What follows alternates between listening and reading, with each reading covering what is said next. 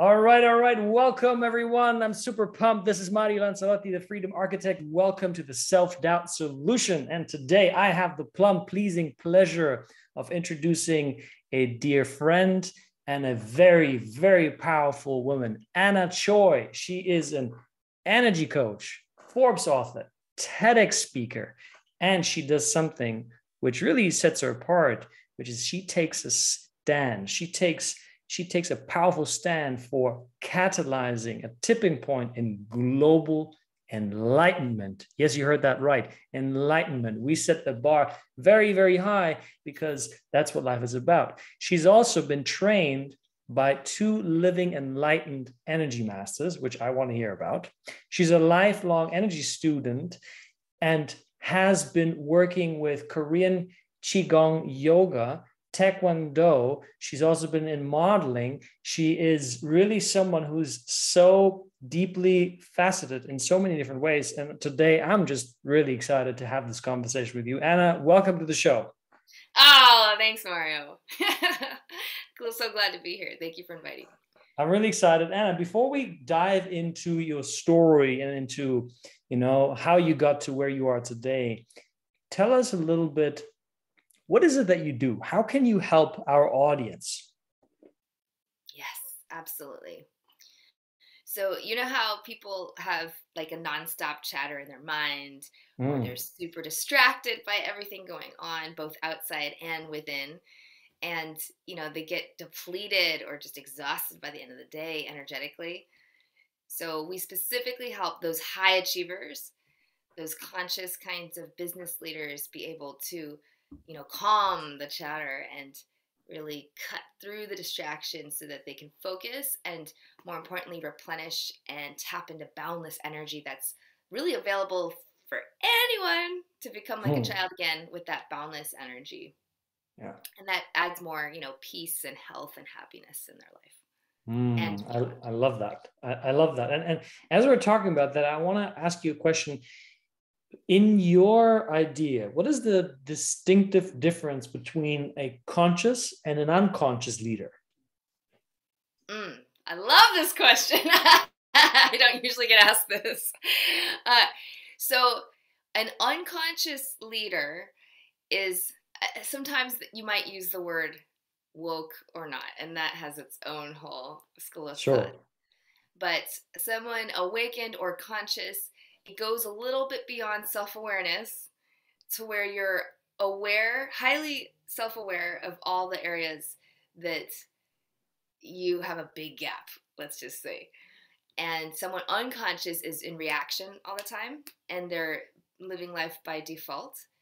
And so there's no intention or consciousness to design life as a creation. There's lots of ways to distinguish it, how people talk, if they're unconscious or conscious.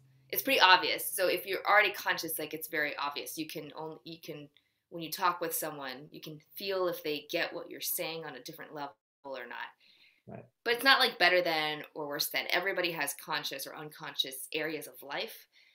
So the same conscious leader could be very unconscious in a particular area of life, right? And in the coaching world, we call that blind spots or whatnot. But right. So there's no hierarchy here, and it is just a distinction of how aware one is in that area to admit where they're failing miserably, but then wanting to close that gap. Yeah, beautiful. I love that distinction. And I think it gives us a lot to play with today. So I'm going to dive right in. And by the way, for anyone listening now, I highly recommend to stay until the end of this conversation because Anna has a beautiful gift to offer to all of our listeners. And so, Anna, I'm assuming you weren't born fully conscious the way you are now. You went through a certain journey. You went through certain hoops and bounds, ups and downs, all of the fun terms that we use to describe that. Was there a time in your life where you faced certain difficulties that helped you get to where you are today? Oh, yes. I really love failure stories or hardship stories. In Let's fact, hear I it. was so addicted to them. When I wasn't having enough, I was sad. I was like, I need something to overcome. The inner warrior was bored. So, I wouldn't say, you know how some people have like a car accident or a death or some jarring thing, and that wasn't the case for me. It was subtle and pervasive. So by 16, I remember having quote unquote attained it all. And, you know, I was only in high school, but I had everything I wanted, not just grades, but I had a great family, honestly. I had a good childhood. I had many scholarships. I was very popular. I was the president of the school. Like everything you can imagine, like socially, physically, emotionally was there. And I was still unhappy and empty. I had grown up in the Christian church. So I was even on leadership. I was doing homeless missions. I mean, I was like this quintessential person, but so empty, like something was seriously missing. And I was sitting in a car staring at the river, and I was just kind of banging my head. I was like, is this it? Like, this is like what we do in life? Because this is not what I signed up for, and this is not what I want. Please take me home back to the cosmos and to the stars. I just didn't want to be here. And that was weird, because what am I going to do? Go to therapy because my life is so good? Like, it doesn't sound good, right? I mean, it's not like I have something to overcome. Right. But that was nagging and gnawing at me. I mean, all my life. And it wasn't until, really, honestly, I met my energy masters. I had moments of enlightenment, shall we say, where you're in oneness. I can see lights, like all these things. Right. It's all love, you know, it's all oneness. There's no duality, but those were fleeting. I didn't know how to bring it up on my own. And I wasn't conscious. I wasn't conscious of what that even was. You know, we call it moments of flow in coaching, perhaps. But that's it. That's like that state, you know, that we long to stay longer in. So I was in Sedona at a meditation retreat, and we went into silence for several days. And that's where I went so within that I experienced falling in love with myself for the first time. And by this time, I'm in my mid-30s at the retreat. So a lot of life. I'd had my son, who was, I don't know, toddler or young at that point, and my husband, and gone through a lot of life struggle and stuff. I did go through struggle. It wasn't all peaches and cream. And when I felt that peace and infinite love, I was like, what is this? And I felt bliss. It was bliss. And before that, I poo-pooed bliss. I was like, because I'd never experienced it, right? I was like, whatever. But it was bliss. And I was like, oh, this is bliss. And then I wanted everyone to have it, right? So that's what I think began for sure, jump-started my becoming a teacher or a healer to more openly. I mean, I always was, we all are, but more publicly, I would say, than just a business coach at that time. And then, you know, years later, the pandemic hit, and that was an even bigger opportunity to go within. And so I did, you know, 100 hours of meditation, 10 days in a row for 12 hours a day, just in silence. No talking, no speaking, no journaling, no exercising, no anything. Wow, you have to deal with your mind. So that was through Vipassana, and many other modalities. I think, Mario, you've done Vipassana too, no? I have not yet. My fiance has done it, okay. So I'm familiar with it. It's okay. Coming. Okay. Yes. But yeah, so that's where it deepened, and it just keeps deepening. But I feel like anyway. So that's how it feels. Maybe you'll talk later about challenges, but there are several challenges in life. Like at one point, I would say my lowest point was when is early 30s actually, and we were so broke. We were living off food stamps. We had so much debt, like $70,000 in debt and credit cards. We were desperate. I had to borrow money from my parents who didn't have the money. I mean, it was bad. And we were secret about it. We didn't tell anybody. So our friends didn't even know. So we were just, it's a whole facade. And it was very strange because on the outside, I looked pretty successful still. And yet this was happening. It's such a lie, right? So the imposter stuff. That was one of the lowest lows. And that in my desperation, right, we often become humble. And that was the point when one of my coaches was like, you got to go see Ma, which is one of my energy masters. Now that's an enlightened living being. And it's funny how that works, right? But totally humble, totally surrendered. Help, right? And that's when they come. So when the student is ready, the teacher appears. And yeah, that's how it works. Amazing. And then this is fascinating because you're just mentioning, there are no big challenges, and all of a sudden you're like, well, I used to live on food stamps and I was like $70,000 in debt, which to me sounds quite a big like a big challenge. And at the time, were you already a mom? Yeah. Okay, so on top of being a mom already, so I can only imagine what that must have been like at the time. And I was a full breadwinner, I think, at that time, which was tough. Starting a business. So on top of that, silly. Okay. Anyway, but I want to know. So you just touched on something. You said you were keeping this facade, and I see this a lot. I see a lot of people. I've done that very, very long. It's like we're so afraid of the truth that we keep up this as you call it facade. And I'm wondering, what is it that made you want to keep up this facade at that time of your life? I would say I was unconscious then. Right. So I was so embarrassed and ashamed that I couldn't even admit the truth of where we were at to closest friends. And I wanted dignity, just didn't want to feel the shame and embarrassment publicly. So that's what kept me not sharing that and suffering silently alone. And yeah, that's what kept me back. And it wasn't until I think there's an intervention with some of my friends and colleagues that were like, what is going on? And they suspected. And when I shared what was really going on, they're like, oh my gosh, like what? And they gave me resources and help and all these, like, this is what was wild. Like, for example, we were doing, it was when my son was like, I want to say 3 or 4. And I didn't know there's such a thing as like financial aid for private school. We were putting him in a freaking private pre-K school when we had no money. It's like $3,000 a month. Because in my mind, I was all wacky. It's what I call like the infrared state. So if you think of consciousness and colors of the rainbow and infrared, and I'm taking this from one of my mentors. So I like giving people credit where it's due, but this is the wealth spectrum with Robert or James Hamilton. And they talk about the lighthouse, and there's infrared is like negative cash flow. Red is just breaking even. Orange is your positive cash flow, but you're dependent. You're in a job, or you just have one client, like a contractor. And then you enter the yellow level, which is now you have your own business generating profits.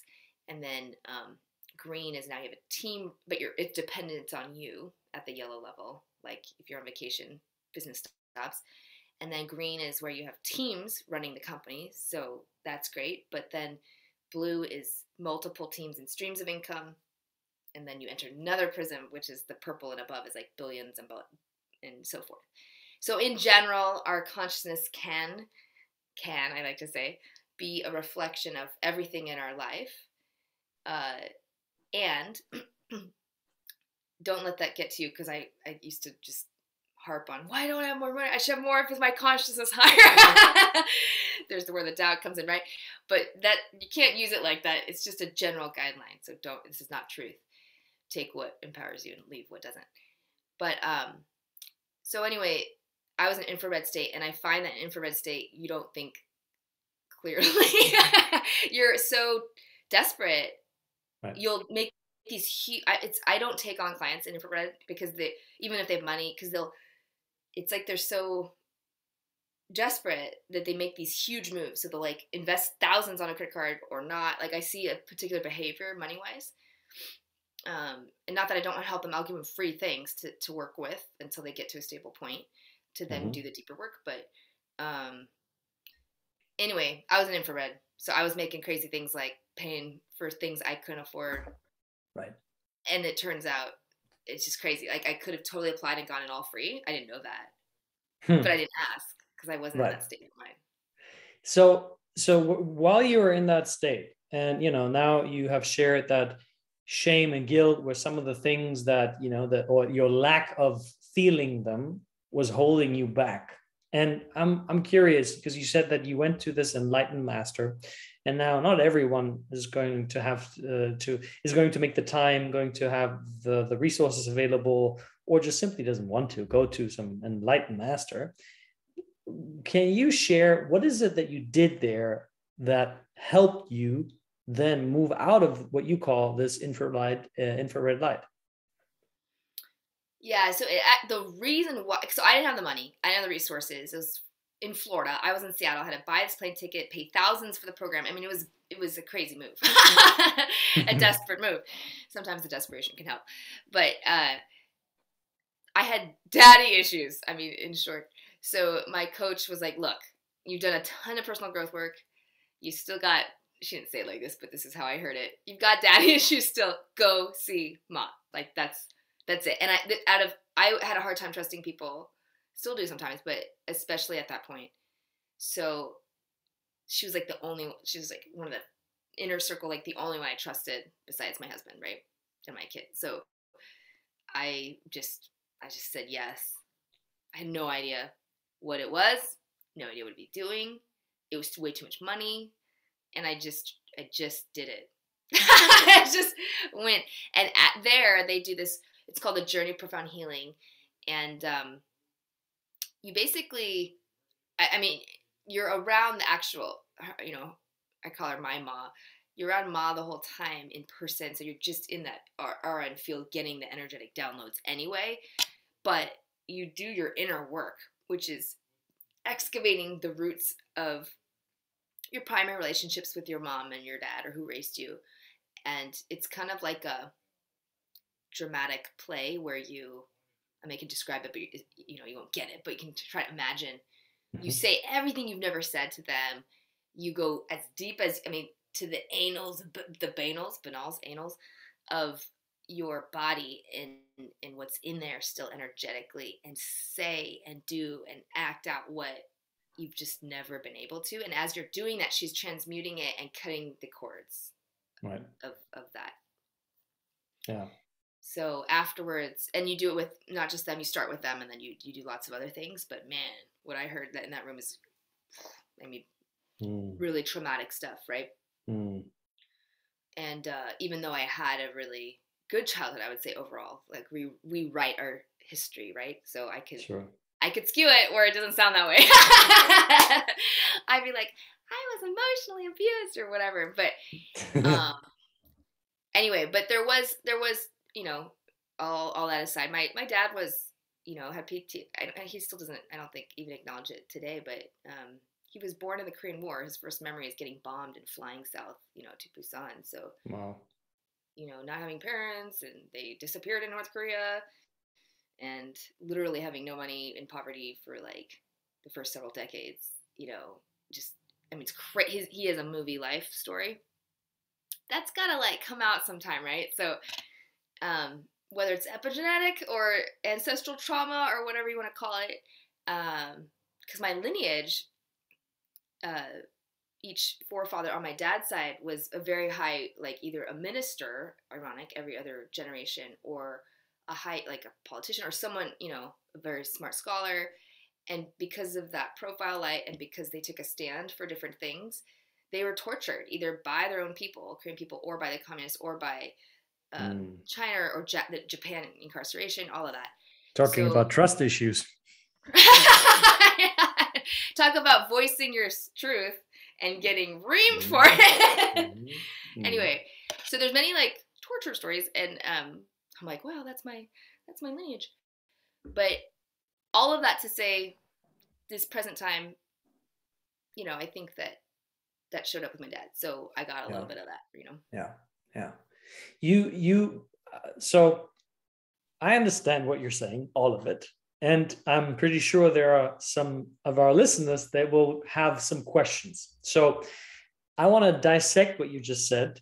And what I understood is, and please correct me if I didn't get it right, is one of the things that really helped you move out of the survival state is to actually give voice to the things that you have buried unconsciously for so long. One of them being, what are some of the things that you never gave yourself permission to say about your parents?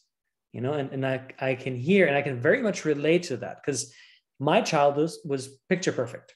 There were traumatic things that happened, though if you look from the outside, say, how can you even call that traumatic? That's not traumatic. So it was picture perfect. But you and I, we both know that trauma, there's no label, oh, this is traumatic and this is not traumatic. This is all subjective. So I did the same thing you did in a different setting. I did a past life regression and with a therapist, and the therapist brought me back to when I was young and brought me back to a scene where I saw both of my parents fighting, and they were about to get divorced. And I totally forgot about all of that. And she said, what is something that you want to say to them? And I could literally feel myself getting this nod here and going like, and she said, this is your time, Mario. If you want to be free, this is your time. And I bursted out. And I said, like, all of the beep, beep, beep, beep, beep, just it all censored. And I just kept on going and going and going. And I cried. And, it was just an emotional, really like flooding coming over me. And after that, I felt so free, so free. And so I can resonate what you're saying is that giving voice to the things that you think are taboo. I shouldn't say that because my parents loved me so much. They gave me so much. I shouldn't be even thinking that. And then you have all the shame towards what you're thinking and feeling. And I really love what you're saying also about cutting the energetic cord, which if I translate it is sort of the emotional attachment to the idea of, oh, you're a good girl, as a good daughter, as long as you, stay in the lane and behave. But it's like, no, you're your own sovereign being and you have a right to feel the way you feel and to think the way you think. So I love what you just shared. That was super powerful. So great. Thank you. Yeah, I was just thinking how it's the permission to say what you've never said. And my dad, it was redefining love as reprogramming, rather, that you don't have to share in misery or suffering to feel love. That's a very good point. And I remember I had this conversation with a coach at a big seminar that you and I both went to, Landmark. Yes. And I remember it so vividly because it was the topic was around compassion. And this one lady, she went up there and she's like, yeah, my family, they're always fighting and they're suffering and I feel bad because, I'm doing so well. I'm living a happy life. And then he asked her, I said, why do you do that? And he said, well, because I'm a very compassionate person. And he's like, would you think that giving more alcohol to an alcoholic is compassionate? And she's like, what? What do you mean? I was like, well, what you're doing is you're entertaining a story that is based in suffering. It's not the true story. The truth is you're happy. And you're tuning yourself down thinking that's going to make it better for them. But that's just pouring an extra glass of vodka to the alcoholic. Wow. And the whole place was just like, holy, what? And I was also like, damn, I'm doing the same thing. I often tune myself down when I see they're not doing so well, or when they ask me, hey, how are you? And I'm like, great, I'm loving my life. I'm changing people's lives. I'm traveling. And I'm like, yeah, good. Things are good. I'm like, what? So I totally resonate with that. Before we continue the conversation with my inspiring guest, I have a very special announcement to make. If you're a business owner, I have a feeling you started this journey because you want more than just success. You want to live a truly abundant life. That means having a profitable business to fund the lifestyle you love and create a massive positive impact. It also means having thriving relationships with people who inspire and challenge you. Being mentally, emotionally, and physically healthy so you can have the energy to go after what you really want while truly enjoying the process. And being able to go on adventures that really make life worth living rather than just sitting behind your computer all day. So if you would like to be able to have this kind of abundance in your life, then I've just got the right thing for you. The Abundance Accelerator Academy is my new membership community where we host 3 monthly coaching calls that are focused on helping you improve your mindset, grow your business, and create the kind of freedom you want. There are also fun monthly community growth challenges that help you build new success habits which you will need to access greater levels of abundance. All of this and more for just $69 per month. If this sounds exciting to you, visit www.abundanceupgrade4.me to learn more. And now, back to the show with my inspiring guest. I want to ask you, what is it that helped you in that process? Like this, because I'm assuming it's more than just sharing how you really feel. It's not just like, yeah, get it all out, done. Like a lot of people are tied in the expectation of family members, and that translates directly to how they show up as a leader in their business. Totally. So is the question, how did I, like, besides just sharing, you're talking about when I was with Ma or just in general? Yeah, I mean, why don't you share a little bit more about Ma, because I think it's very valuable to know more about the tools, and then also as you progressed out of that. Yes. So there's two. So there's Sissing Name, which is my nickname for Il Chi, which is the other enlightened master as well. And he's the one that was the founder of Brain Education and the whole yoga tai chi Korean that I'm part of. That's all the physical, but spiritual still. Qigong tai chi, blend of martial arts with enlightened brain education. So I had met him right at the same time. No accident. Not him directly, but the work.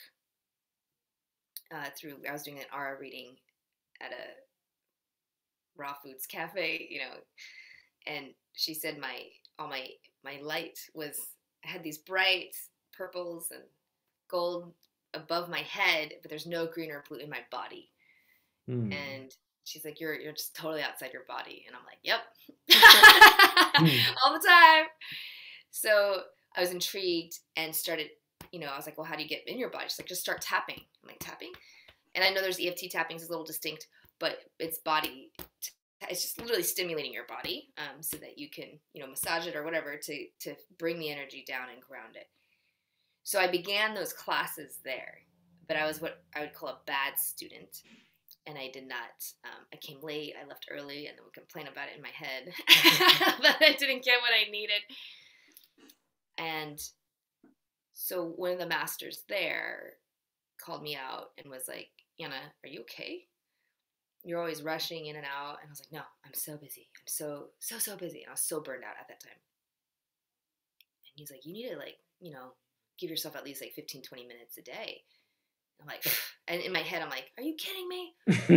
That's impossible. Do you know how busy my life is? Every minute is accounted for. I cannot wait. I would literally have 4 minutes to eat my pizza before I go lead or do something, right? Yeah.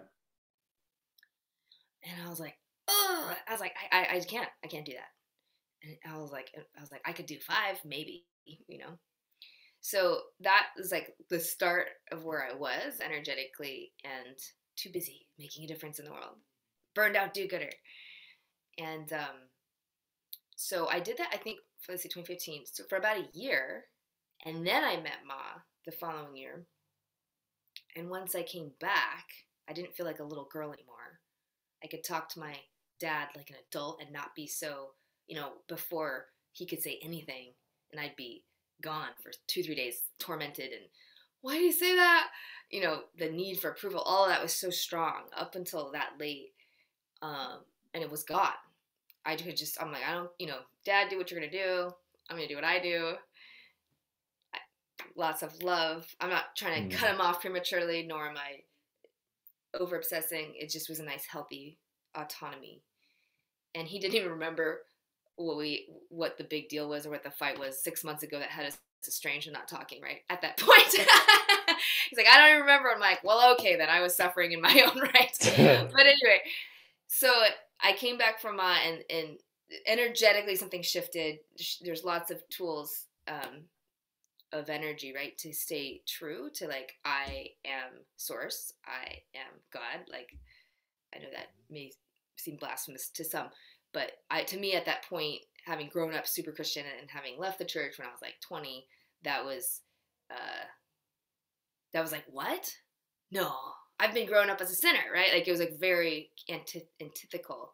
And even though I'd left the church and didn't believe in that anymore, like I believe we're born whole, perfect, and complete, but like it still was pervasive. I didn't live that way. So anyway, when I realized that, I'm like, okay, I'm source. Then I just operated more consistently with that. So you were asking about Moss tools. That's what I can say about that for now. At that point was I just had a new sense of my cosmic divine birthright, and started taking actions consistent with that. And then life changed dramatically after that. So I was in a job that I didn't like or didn't know I liked, but I wanted for the, it was in that financial period, right? So but I had a job. We were just paying back arrears of debt, right? Because I had a nice job actually at a wealth management firm. But it wasn't a match, and I knew it, and I knew it wasn't in my heart. So, whoops, I get laid off within 2 weeks of coming back. Same day, which I never would have the courage to do it, so it had to come that way. You know what I'm saying? I would want the security. 2 weeks, that same day, get a call for another job that pays like twice as much, and they're not ready for me for 3 weeks. So I get like a 3-week vacation to start back up, right? And anyway, it was like totally out of nowhere. It felt, right? 2 years later, we paid off all of our debt. We like maxed our retirement. You know, I started a new business. It became 6 figures right away. Like, I mean, all within 2 years. It was very fast that life turned around. We moved to a new home on the water. Like, all this stuff happened. So I do attribute that to Ma and me in partnership, right? Co-creating, manifesting our life. And then what happened is I also activated my work with Sisingnim, with Ilchi Li, my other master, in that I became a devoted student. So now I was coming on time and staying till the end. And I was doing it 3-4 times a week, not just like once every other week. And so I was feeling the power in my body, because we need that. That's a really big tool, is having the strength in your core. You have 3 main energy centers that correspond to your 2nd, 4th, and 6th chakras. So being able to develop the Zhongqing and the Qigong and the Xinmyang here, these are all different types of energy that emanate. So most people are actually high, who are more conscious, have a high 6th and 4th maybe, but not as much in their 2nd, but other people are different. Everyone has different makeup. So by activating that, which is a lot of the work I do in the body, which through the Qigong Tai Chi, it enables us to be a bigger, to be more open, to be able to embody light easier, which is pouring down on us all the time. It's just a matter of we're too tense and it just rolls off of us or not. Yeah. Wow. I love that. And you said something which you just, sort of went on to like, 2x speed when you were saying it. You were like, I used to be there, I'm a sinner, and now I'm complete.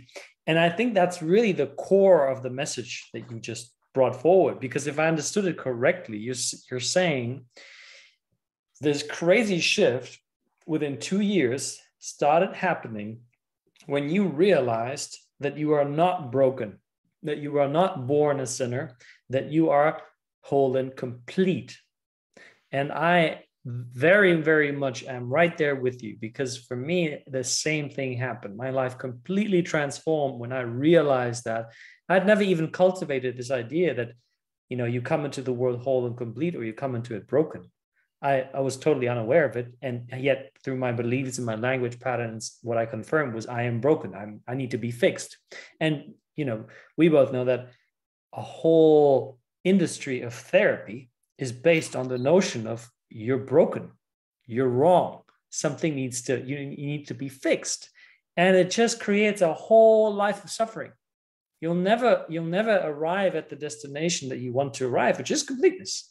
So can you share a little bit, what is the mindset shift required for someone to A, realize that they're complete, and then B, embody that completeness? Those are big questions, Mario. That's why we're here. You're like, what is enlightenment? So as everyone's path will be different as to how they find both those things. So as far as realizing one is whole and complete, I mean, from my client work and just my personal life experience, people might find it through a coach, or through Tony Robbins, or through a TV show, or through a movie, or through a book that just moves them and rivets them, or through a life circumstance of crisis. I mean, anything is possible of how it comes. And allow it. It's more because it is a remembering into, cosmic source, that we realize it. It's like we deep down know it. It's just a remembering and realizing again. So I would say in general, there needs to be some humbleness and openness to even be aware of it coming your way. Because in one sense, those messages are constantly coming your way. But if you're too stressed, too down in the dumps, too victim-y, whatever, you're not going to see it. So if you're surrounded by people or environments that allow that noise to sift away, such that you can just remember and less so than realize, but remember that you're whole and complete, it'll be natural. So that's my answer to the first one. For embodying it, that's a whole different ballgame. That requires work, like doing the work. And like I said, I'm a very big many paths to God, to consciousness. There's not one path, so I can only share my path, but that might not be your path. And for me, it was the body and brain, yoga, tai chi, qigong. So I had to get in, literally, physically into my body. Right. So as someone who's empathic, or I'm sure some of your listeners are this way, or healers or light workers or conscious business leaders, whatever realm you're in, if your mind is in hyperdrive and literally your awareness is outside your body all the time, good luck, right? That's where most people start, is complete unawareness that they're not even in their body. Like, they don't even know what that means because they haven't felt it. If you're in your body on a basic level if you just feel tension or pain or stress. Like, you can feel it. And most people are numb to their body initially. So there's like stages of embodiment. Yeah. So first stage is numb. Second stage is pain. Like you but this is good news. There's a saying we say of feeling worse, your condition's better. Now you're aware, right? You're not right. closing your eyes. The lights are on. And you're like, wow, there's a lot of junk in this closet. Then you do the work of taking the junk out, which is the exercises, etc. And you sometimes cleanse and purify your body such that it's like more painful initially. I remember my first class looking at all these 80-year-old, or not 80-year-olds, but seniors doing these like limber rollbacks and legs up. And it was just a simple L posture. Like, imagine being on your back with your legs straight up. And I'm like shaking. My legs are just shaking, and I'm like, oh my God, this is so painful. I can't stand this. I couldn't even do a minute. We're sitting here for 5 minutes. How can we hold this? And I'm looking over, and they're all at peace and calm and perfectly still. Like 70-year-olds. And I'm sweating. I'm like, they're not. So I'm like, what is going on? So that's what got me in my very first class. I was like, we're doing these no pretzel poses, just super simple, very simple things that are clearly tapping into energy meridians. And why am I sweating as a young person and having a hard time? I'm so stiff, and here they are, limber. And I was like, I want to be like that. So that's what got me. That's part of embodiment. That's like the third stage of doing the work, is purifying all the crap inside. And the fourth stage would be like, you're always purifying, so that never ends, but you get the big stuff out, and then you keep going deeper and deeper. And so it's more of an intermediate to advanced space, where now you're doing Suhang, we call it. Some cultures call it sadhana, but you're doing the daily work in your morning routine, evening routine. I do 103 bows, which are like prostrations. And by the 60th bow, you can feel the energy leaving your body, and your hands get cold. And then you heat up, and your core, your second chakra, heats up. And so after you do it for a while, I've done it for like 100 days in a row, etc. You can go for 1,000 days, whatever, to build trust with yourself and build your word. And you don't have to do bows. You can do really any exercise, but there's certain energy exercises that'll cultivate it more. Once you have the discipline, that's like stage 4, right, of the intermediate student, then the 5th is mastery, and that's where you're doing the practices, but you're deepening them, right? So I've had to continue to deepen. So yeah, I do bow. Like before, I couldn't even do 21 bows. I started there, and I was keeping track of it, and after 4 days, I would not do it. And I just couldn't even get like to 21 days in a row. Yeah. That's the work, right? Yeah. And now it's like, I know I could do, if I put my mind to it, 49, probably harder to do 100 days in a row of bows. But now I do an hour of meditation every day too. Plus I do my mindset work, video, visioning, and then I do this brain illumination from Ma that activates with my quantum body, all my cells and everything. So I just keep deepening it. But that's like I don't feel like a master at all. I feel like a perpetual student, but I would just say in that advanced stage is when you're teaching others, it's just constant delayering. It doesn't end. So one day you're enlightened. Or you remember, you embody all that you already are. It's less about getting there, right? It's not getting there. You already are. It's like coming back home. Embody. That's beautiful. And what you said about the energy centers and how you got there and your limbs getting cold and the energy centers heating up. I personally don't talk a lot about energy and energy centers. I'm aware of these things. My fiance is more involved in it. So I'm very familiar with the work of Dr. Joe Dispenza. And interestingly enough, even though I never really go there myself, I can feel the same. When I do breath work, like I can feel when I used to struggle for years with my lower back. Yes. Lower back. And, to the point where I had a slip disc for 1.5 years and I was in chronic back pain at 21 years old, like excruciating pain, hardcore. That's a bad one. Yeah. And I went to 4 different doctors. They all did something different and it just became worse. And the moment I opened up about the guilt and shame that I was feeling in my life, and I gave voice and I allowed it to be seen, my back pain diminished by maybe 80%. Wow. Spiritual. And spiritual. It's those energy centers down there that are, guilt and shame is where it stays. And as I started bringing movement to that, as I allowed that to, to be processed and to move up and eventually to give it voice, I've never gone back there, and I was at the point where one of the best surgeons in Germany, who's written books and articles and all that fun stuff, told me, it's like, this is really serious. We need to perform surgery on you. And I was 21. And I said, dude, screw you. No way. No Thank way. goodness you did and did not, just go along with doctor knows my body better than my body. No. Exactly. No. And so this work, for our listeners, whether you believe in energy or you don't, this comes from someone who has been a decade-long skeptic of all of this. This stuff works. And I experienced it working before I even understood what was even happening. then I started reading. I was like, oh, this is what, oh. So I connected all the dots. So what you're saying, and I'm 100% there with you. I think it's extremely important that, especially if you're an entrepreneur, because what is the one thing that is required of entrepreneurs? Ongoing high levels of consistent performance. If you want to make a change happen in the world, you need to be able to consistently perform at the highest level. So if I take your example, you just said that you meditate, what, like 1 or 2 hours a day, you do your mindset work, you do envisioning work. I'm assuming that's a lot of hours in the day that requires, and that is the opposite of the hustle mindset. That to me is Oh a yeah. quality mindset.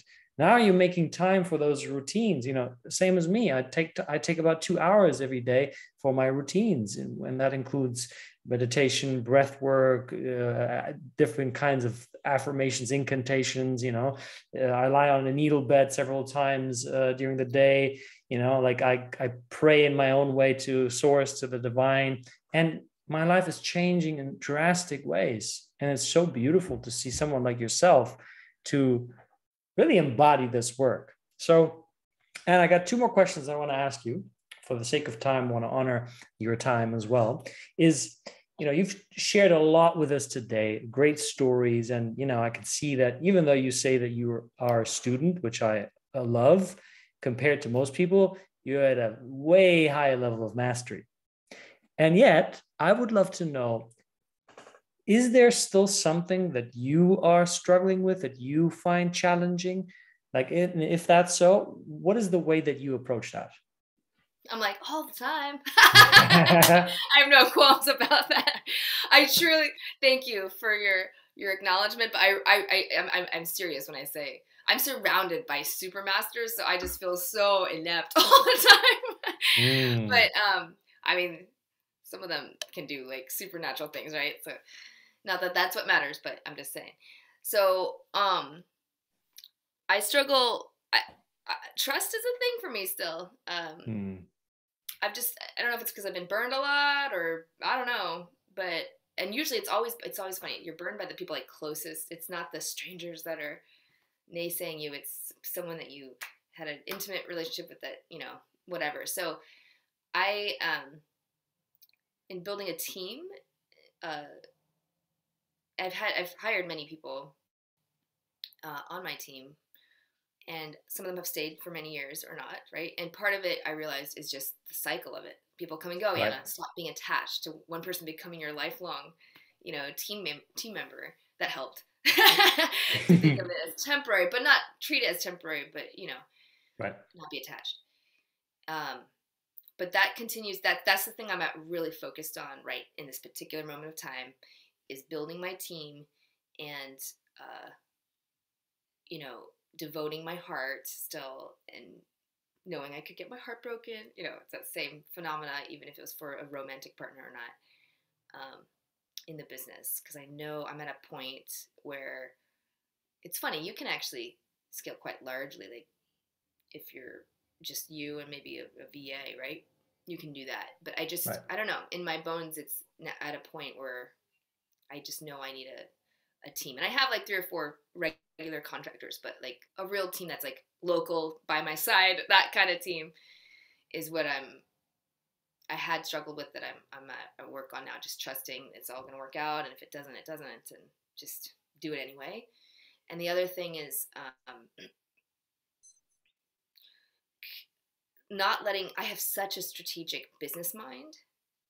I have a lot of brain patterns that way that get in the way of spirit and source guiding me. So I'm pretty good at like surrendering it when I need it, but as a day-to-day practice of discerning when that's getting in the way. So if we're doing a campaign or a launch, my brain just goes, as an event organizer, I just want to back work it. Right. Not that that's bad to do. I'm just saying it's like it goes into hyperdrive with that stuff, and it gets me stressed out. And then instead just allowing source while still taking action, right? Because it's not the other extreme that I've seen many people do. Oh, law of attraction, just wait around or something. No. Yeah, do the work. But I tend to be the other extreme. So as a performer, right? Right. So that balance, I'm pretty good. The pandemic taught me big time how to really let go of all of it. so coming out of that now, I feel pretty like there's some foundation there. But yeah, just day to day I just want to feel the elixir of being alive every moment, Mario. I hear you. That's not the case. I acknowledge you for being so open, because I've seen a lot of people, especially in the spiritual industry and realm, that then, I am perfect, I am divine, I have nothing more, I'm pure, I've transcended my ego. And I'm like, oh, I smell bullshit. Is that you? Yeah, it must be you. It's coming right from here. And so you're often poor, and I'm like, no, that's not how it works. So I love that, I love that is that you're bringing in the wholeness of it all, that's the ups and the downs, the sides and the spiky and the soft, all of it. And that just makes you beautiful. And so I have one more question. And you've already shared a lot about the people that you have met. And I'm curious, if you could spend an hour of time with any human being, alive or passed on, doesn't matter. However, it's someone that you haven't met, because you have met some crazy people. Who would that be and why? Dalai Lama. Ah. I do think in a past life I was a Tibetan monk, so I have a very big affinity. And when I traveled there in 2019, it's the first place they did not question, and they talked to me in the local language. In Korea, I'm Korean 100%, with like a teeny bit of Japanese, but they know I'm American. And here I was with my American group I was with, looked, dressed, spoke, but they all thought I was Tibetan. Anyway, I have an affinity. So the Dalai Lama is who I would meet, because of what they've suffered in basically the not even incarceration, the obliteration, genocide, whatever you want to call it, of their culture for 70 years. Yeah. And in exile, and still continues today. So in the face of that chaos and that suffering, he has been still a light, and he can cry for like the most atrocious thing you might hear and then laugh in the next moment. And that level of freedom intrigues me completely. It's a toss-up between Dalai Lama or Yogi Nanda, but yeah. Great choices, I would say, very much so. So, as we have promised at the beginning of the show, you did mention that you have a free gift for our listeners. So, before we wrap it up, I would love for you to share with the listeners, what is it that you have for them? Yes. So, we have a Soul Joy Masterclass that is 5 sessions, 45 minutes to an hour each, and normally that's about $300. But for those listening on the call today, I'm going to give it to you in gratis. Really? Yes. Wow. Okay, that's amazing. How do we get a hold of that? I'll give you the link. It's annasanchoi.com/soul, SOL, no U, SOL, joy, JOY, masterclass. And you can just sign up there. There's a free sign up for people who are Bellwether members already. So if you're not a Bellwether member, I'm giving you access to that same thing, which is no financial cost. Would appreciate you attending every class. And if you get value, providing a testimonial or review on Google and LinkedIn. But other than that, I will offer that for your listeners today. Yay, amazing. I highly, highly, highly recommend that you take part in this opportunity, because Anna is amazing. She comes packed with light years of spiritual downloads and experiences and a connection to source and joy that will really brighten up your life. So Anna, thank you very much for joining us today. Final question for you. Is there anything that you would like to let our listeners know? Something from the heart. Oh. Be you.